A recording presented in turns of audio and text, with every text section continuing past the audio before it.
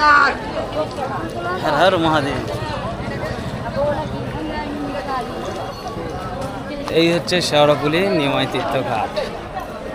এই ঘাটটা এতটাই পবিত্র যে এই ঘাটে জল তুলে আর্কেশ্বর ভোলে বাবার মাথায় জল ঢাললে তার মজাটাই একটু আলাদা। সেটা আমি অনুভব করেছি, তাই আর কি আপনাদের বললাম। সেটা সবাই অনুভব করে যারা আর কি এই ঘাটে আসে আর কি।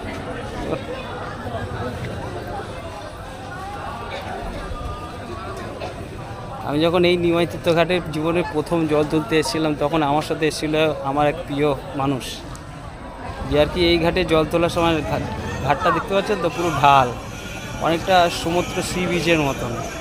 মানে সেবার এতই বৃষ্টি হয়েছিল, জলের পরিমাণ এত বেড়েছিল, অনেকটা মনে হয়েছিল সমুদ্রের মতন।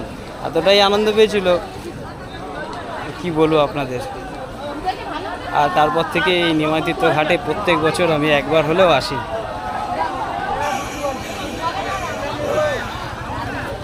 সেই রকম লাগে এই ঘাটে আসতে।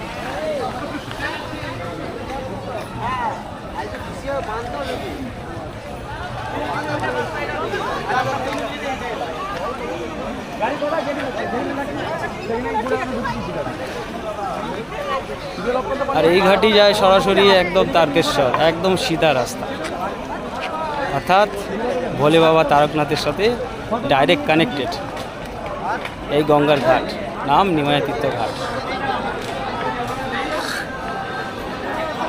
পরিবেশ দেখেছেন? তবে এখন ভিড়টা অনেক কম।